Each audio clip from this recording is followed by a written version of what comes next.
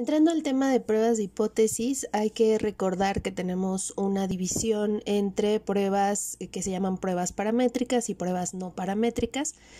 En esta primera ocasión vamos a ver una prueba que pertenece al primer grupo, a las pruebas paramétricas, y de manera muy básica vamos a entender como estadística paramétrica, pues aquella rama de la estadística en la cual vamos a tener ciertos supuestos de los datos acerca, digamos, en el momento de hacer la prueba. En este caso el supuesto es, digamos, el principal suele ser la distribución de probabilidad de los datos, es decir, que nosotros estamos asumiendo que en la población se tiene cierta distribución de probabilidad y que entonces la muestra debería heredar esa distribución de probabilidad y habría que probarlo, ¿no? También vamos a encontrar más adelante que hay algunas pruebas que además del supuesto de que los datos tengan cierta distribución de probabilidad, tienen también algunos otros supuestos que hay que probar. Y recordar que cuando estamos hablando de estadística inferencial, lo que queremos hacer es usar la información que tenemos en la muestra para poder decir o afirmar qué está pasando a nivel poblacional y que todo esto se basa en ciertos parámetros. Habíamos visto en otro video, pues habíamos hablado de mu o de sigma o de p, que en este caso son la media, la desviación estándar y la proporción a nivel poblacional, y que decíamos, pues esos parámetros al final del día son desconocidos, ¿no? Yo no sé el valor exacto de esos valores porque no estoy midiendo al total de la población, pero puedo tratar de acercarme a los valores de esos parámetros usando los parámetros muestrales. Y hablábamos en algún momento de la estimación puntual y de la estimación por intervalo, y en ese sentido es que podríamos usar esas técnicas. Ahora, en pruebas de hipótesis, justo como su nombre lo dice, pues lo que nosotros intentamos más bien hacer es probar si el parámetro poblacional se comporta de una u otra manera. Ahorita vamos a especificar más esto. Particularmente vamos a ver en esta ocasión la prueba T-Student de muestras dependientes, que es esta que está de este lado, pero hay que puntualizar que hay otras dos pruebas T-Student, la prueba T-Student de una muestra, y posteriormente veremos la prueba T-Student de muestras independientes. Entonces, ¿por qué se llama prueba T-Student? Justamente porque procede o proviene o se basa en una distribución de probabilidad específica. En otro video habíamos dicho pues es que existen muchas distribuciones de probabilidad, vimos una en específico que es la distribución normal, pero existen otras. Otra de estas distribuciones es la distribución T-Student, que esta distribución surge o digamos se plantea justamente en una situación donde tengamos una muestra pequeña, porque en ese caso, cuando tenemos muestras pequeñas, lo que sucede es que la desviación estándar muestral, es decir, S, ya no estima muy bien a sigma, la desviación estándar poblacional. Entonces, eso hace, digamos, de manera muy general, que en lugar de que nosotros trabajemos con Z, la distribución normal estándar, como lo veíamos en otro video, pues con un tamaño de muestra pequeño y siendo S un estimador pues bastante pobre de sigma, esto hace que se genere una nueva distribución de probabilidad, que en este caso es esta distribución T-Student. A mí me gusta decir que esta distribución es parecida a la distribución normal, y en ese sentido es como prima hermana de la distribución normal. Ahora, hay muchas distribuciones que tienen nombres específicos, incluso nombres de las personas que los descubrieron.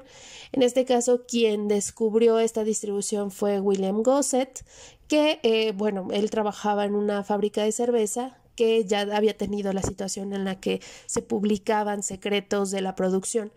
Y entonces él hace este descubrimiento de esta distribución justamente estudiando algunos de los datos de la producción.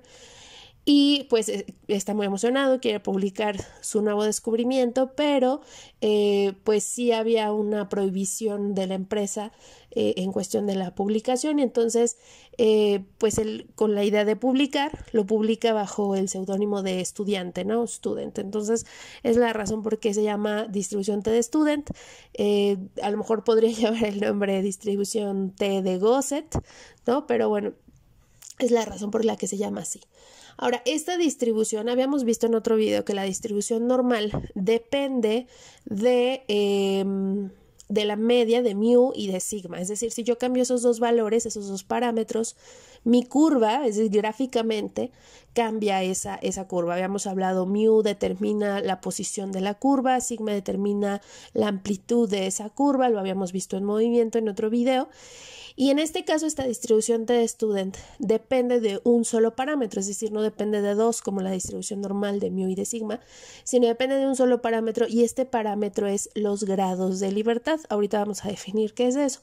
Mientras veamos una diferencia entre las gráficas, aquí estamos comparando la distribución normal, que es esta curva en azul, que casi que está encimada con la curva en rosa o en lila.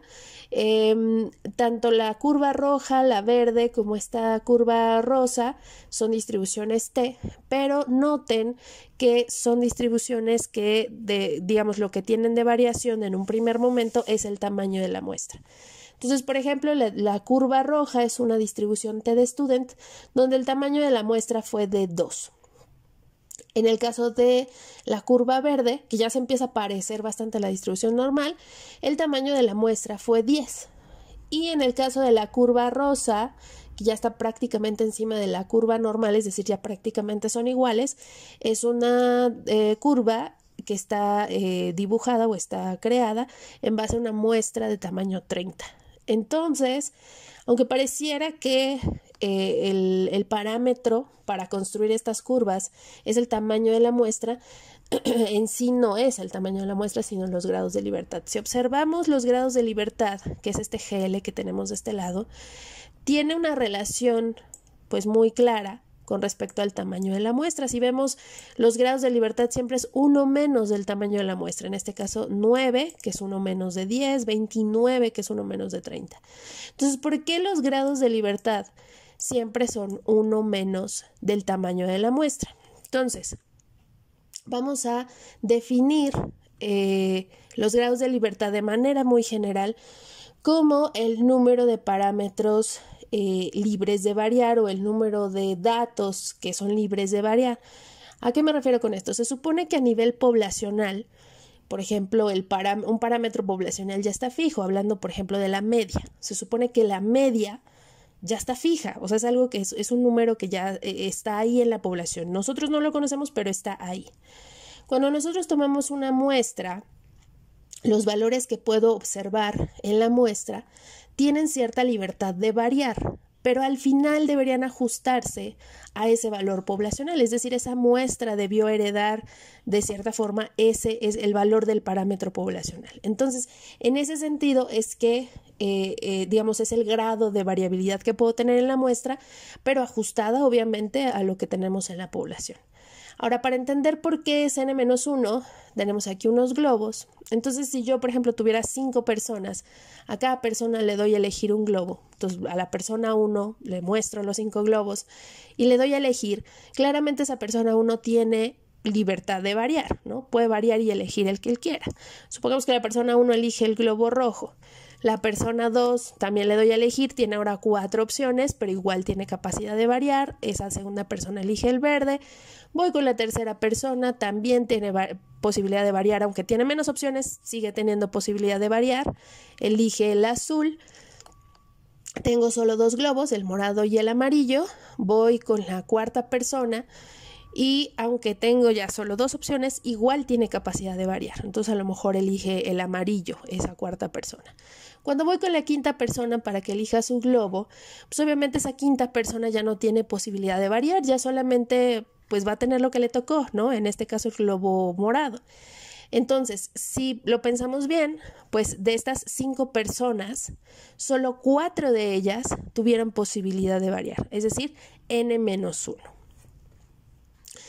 Pasando ya a la prueba como tal, esta prueba está dentro del grupo de pruebas que me van a servir para ver si hay diferencia de medias entre 2 grupos dependientes.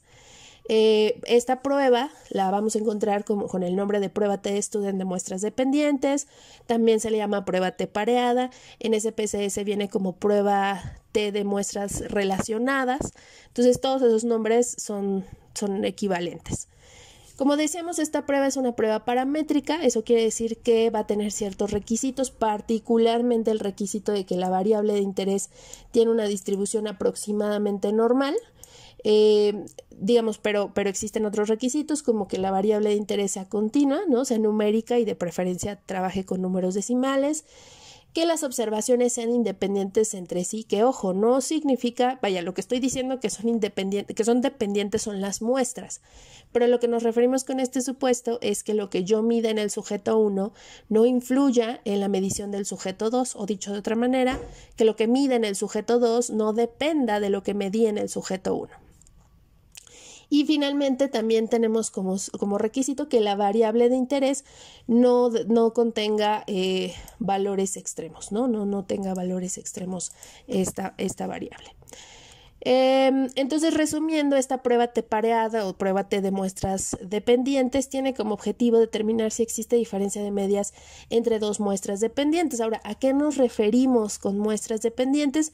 Generalmente, en la mayoría de los casos, hablamos de una muestra dependiente, de muestras dependientes, no cuando hay dos grupos, sino más bien cuando es el mismo grupo de personas o la misma muestra, pero medida en dos ocasiones diferentes. Entonces, por ejemplo, si yo hablara de una intervención nutricia, ¿no?, en la que yo lo que quiero ver es si el peso ha cambiado. Entonces, lo que voy a hacer es medir el peso en un primer momento, aplicar la intervención, después medir el peso al final de la intervención o de pasada la intervención, y lo que quisiera ver es si hubo diferencias entre el peso 1 y el peso 2. Entonces yo sé que son muestras dependientes porque es lógico que el peso en el segundo momento dependa, de cierta forma, del peso en el primer momento, ¿no? Porque es la misma persona a la que estamos midiendo.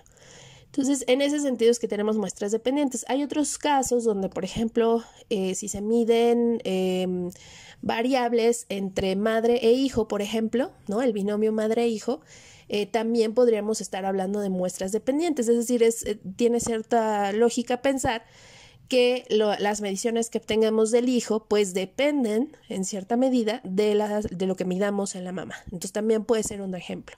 Pero decíamos, por lo general hablamos de muestras dependientes cuando estamos midiendo un antes y un después, ¿no?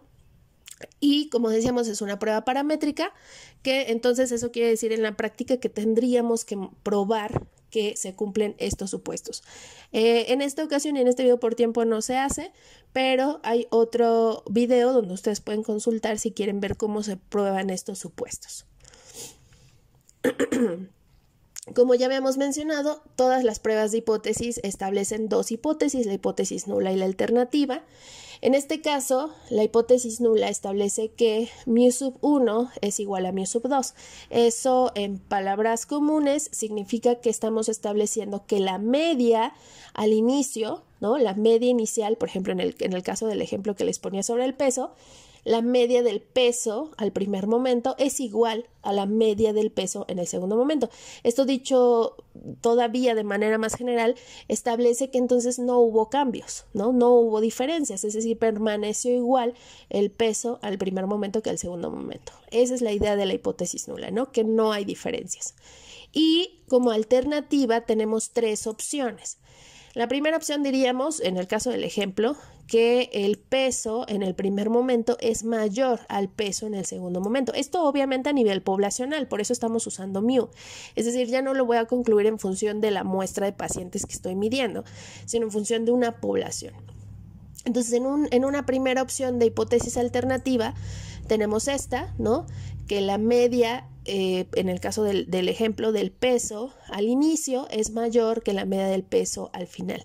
Esta primera alternativa, dicho de manera más clara, significa que hubo una disminución en la media, ¿no? Es decir, al principio era mayor y al final disminuyó, ¿no?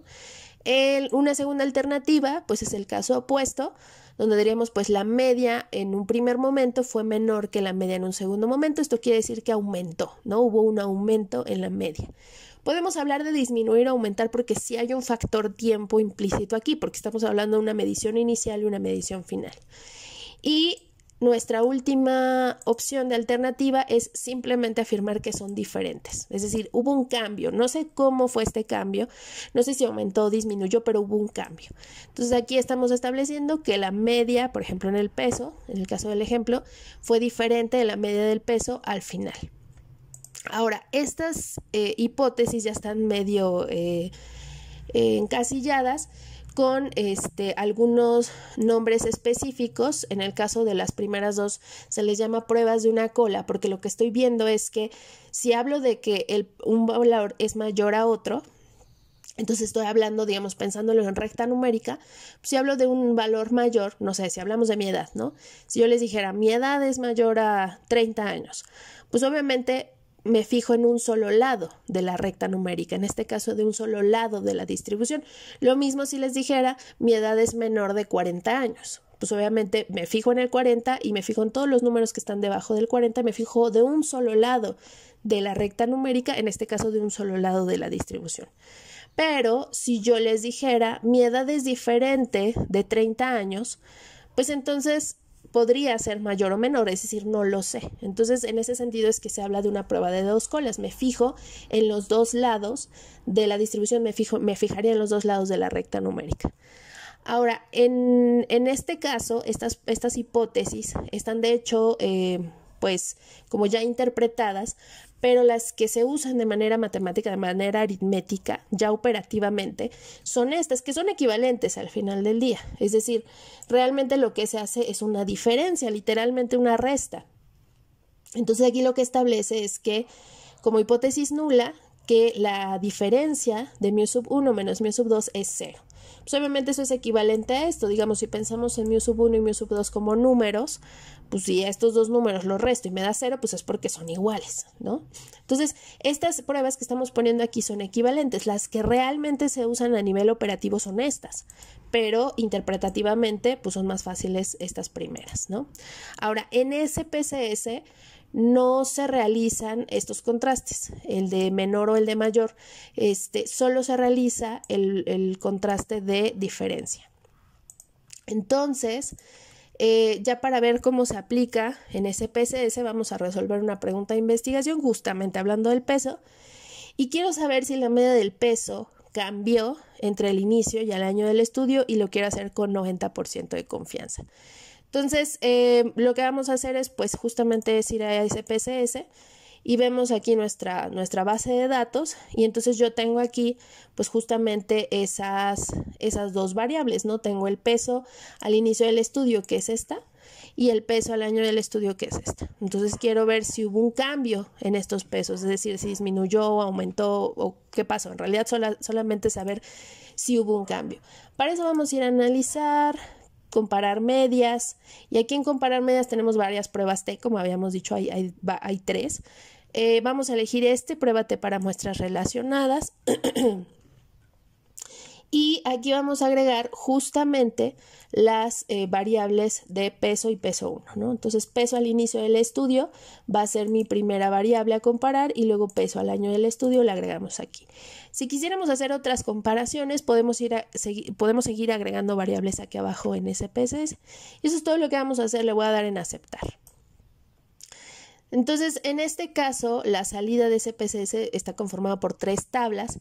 La primera, pues obviamente es una tabla de estadísticas descriptivas, donde tenemos la media, la desviación estándar, el tamaño de la muestra. Y en este caso, la media, vemos que la media, pues entre el inicio y el año del estudio, pues es diferente, pero por bien poquito, ¿no? Hay una diferencia muy pequeñita de 300 gramos, digamos, esto recordar que está en kilogramos. Ahora, la pregunta es, obviamente yo en esta muestra de 250, recordar que son mujeres, observo una diferencia aritmética. Mi pregunta es, ¿esa diferencia será válida a nivel poblacional? Es decir, en la población de mujeres de donde vino esta muestra, ¿esta diferencia es significativa o no? En una siguiente tabla tenemos una tabla de correlación. Aquí básicamente se calcula un coeficiente de correlación para definir si efectivamente estas variables son dependientes. Entonces, pues parece que sí, pero bueno, esto también está explicado en otro video. Por ahora, para esta prueba, la tabla que verdaderamente me va a decir o me va a ayudar para contestar la pregunta es esta última. Entonces, como decíamos aquí, básicamente lo que hace es una resta. Entonces, los valores en los que me voy a fijar son básicamente estos tres finales. Entonces vemos, por ejemplo, grados de libertad 249. ¿Por qué son 249? Pues porque el tamaño de la muestra, es decir, el tamaño total de individuos o el total de individuos que tienen la medición del peso al inicio y peso al final son 250. Entonces 250 menos 1, pues 249. Ahora, estos tres valores, entonces, vamos a verlos aquí, ¿no? Aquí ya los tengo puestos. Entonces vamos a ver como que qué significan estos valores. Este valor de acá es el estadístico de prueba, que recordar que el estadístico de prueba de manera muy general pues es una fórmula donde yo agrego la información de la muestra y que es una especie de representante, ¿no? Es un representante de toda la información que tenemos en la muestra, pero además en ese estadístico de prueba se agrega la información de la hipótesis nula. Es decir, en ese estadístico de prueba estamos agregando esta información, estamos suponiendo que esto es verdadero. Y entonces vamos a ver si lo que obtenemos tiene sentido o no, y en base a eso es que decidiremos si nos quedaremos con H0 o no. Entonces, los grados de libertad ya decíamos, el tamaño de muestra menos 1, este estadístico de prueba pues es una fórmula y es la información compactada, digamos, de toda la muestra, incluyendo la información de la hipótesis nula, y se obtiene este valor, que justamente este es mi valor P.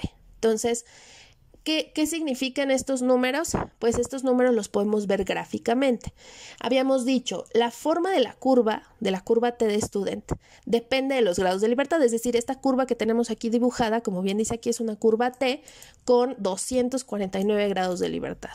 Es decir, puedo dibujar una curva diferente con 150 grados de libertad. Se va a dibujar otra curva si yo pusiera 350 grados de libertad. Entonces, cada curva depende de grados de libertad. Aquí tenemos dibujada la curva de 249 grados de libertad, que es este dato que tenemos de este lado. Ahora, el estadístico de prueba se va a buscar en las dos colas, porque ya habíamos dicho que esa PCS lo que hace es, o el contraste que hace, es este último, el de buscar si hay diferencias o no. Y como habíamos dicho, si yo digo es que mi edad es diferente de 35 años, pues es que mi edad puede ser mayor a 35, pero también puede ser menor a 35. Entonces, si hablamos de una diferencia, pues significa que voy a considerar ambos lados de la curva, ambos lados de la distribución. Entonces, este 1.660 se considera tanto en el lado positivo como en el lado de negativo. Es una especie de valor crítico. Voy a cortar aquí en la curva y lo que voy a ver es cuál es la probabilidad, como habíamos visto en otro video, cuál es la probabilidad de que yo obtenga este número o uno más extremo, tanto del lado positivo como del lado negativo. Entonces, esta es la probabilidad de obtener el menos 1.660 o un número más extremo. Y esta es la probabilidad, obviamente simétrica, esta es una distribución también simétrica, de obtener este número o uno más extremo. Si yo sumara estos dos valores, 0.049, es decir, si lo multiplicara básicamente por 2, porque es el mismo, obtendría justamente mi valor P. Entonces, ¿qué es el valor P? Como ya habíamos dicho, pues es la probabilidad de obtener lo que hemos obtenido, nuestro estadístico de prueba, o uno más extremo, bajo el supuesto de que la hipótesis nula es cierta. Es decir, aquí está agregado el hecho de que la hipótesis nula la consideramos como verdadera. Entonces, habíamos puesto un pequeño diagrama para entonces poder responder la pregunta. Digamos, aquí lo único que estamos haciendo es tratando de averiguar qué significan estos tres números, ¿no? Y esto ya lo vemos de manera gráfica. Este número es el parámetro de la curva, es quien dibuja la curva o el parámetro que determina cómo es la curva. Este es el valor de corte, ¿no? Donde voy a cortar a la curva, y esta es la probabilidad sumada de ambas colas, ¿no? El área de ambas colas. Entonces, ya para tomar una decisión, ya observo el valor P y quiero tomar una decisión de con quién me voy a quedar. Me voy a quedar con H0 o con HA. Es decir, al final, ¿qué voy a concluir? ¿Si hubo diferencia o no hubo diferencia? Entonces, si me dicen que use 90% de confianza, significa que entonces alfa vale 0.10, ¿no? Recordar, si hablamos de 90% de confianza, 90% en términos decimales es 0.90 y alfa es lo que me falta para el 100, ¿no? Es esa probabilidad de error. Entonces, alfa es 0.10, ¿no? Aquí lo voy a sustituir. Y vamos a imaginar que esta recta es como una recta numérica, ¿no? Aquí estaría el punto 11, punto 12, punto 13, punto 14, etcétera, etcétera. Y aquí estaría el punto 9, punto 09, punto 08, punto 07, etcétera, etcétera, ¿no? Como si fuera una recta numérica. ¿Qué es lo que voy a hacer a continuación? Pues ver dónde cae mi valor P. Si recordamos, mi valor P es 0.098. Entonces, ese es el valor que voy a buscar en dónde cae en función de este punto 10. Entonces, cae antes, ¿no? Cae antes de este valor. 0.098 está de este lado. Entonces, si nuestro valor P cae de este lado, es decir, es más chico que alfa, habíamos dicho, pues entonces voy a quedarme con la hipótesis alternativa. Entonces, si yo me quedo con es decir, no es que me quede así arbitrariamente, sino que la información que obtengo en la muestra me está guiando o me da más evidencia para rechazar H0 y quedarme entonces con la hipótesis alternativa. Ahora, ¿qué dice la hipótesis alternativa? Pues la hipótesis alternativa dice que efectivamente hay una diferencia entre mu sub 1 y mu sub 2. Es decir, sí hubo un cambio en el peso entre estas mujeres, ¿no? Entre el inicio y al año del estudio. Entonces, eso es lo que voy a escribir. Entonces, escribiría pues que existe una diferencia. Ahora, agregamos esto de estadísticamente significativa para decir que es a nivel poblacional. Ya no digo que es una diferencia a nivel de la muestra, es una diferencia a nivel poblacional. Existe una diferencia estadísticamente significativa en la media del peso. Eso es lo que estamos comparando entre la medición inicial y la medición final, ¿no? La medición al inicio del estudio y la medición al año del estudio. En la mayoría de los artículos lo que se escribe es justamente estos dos valores, tanto el estadístico de prueba como el valor P. ¿Por qué? Pues porque justamente el valor P pues es el área que está contenida a partir de este valor de corte. Entonces, esta escritura, esta interpretación ya estaría dando respuesta justamente a mi pregunta de investigación.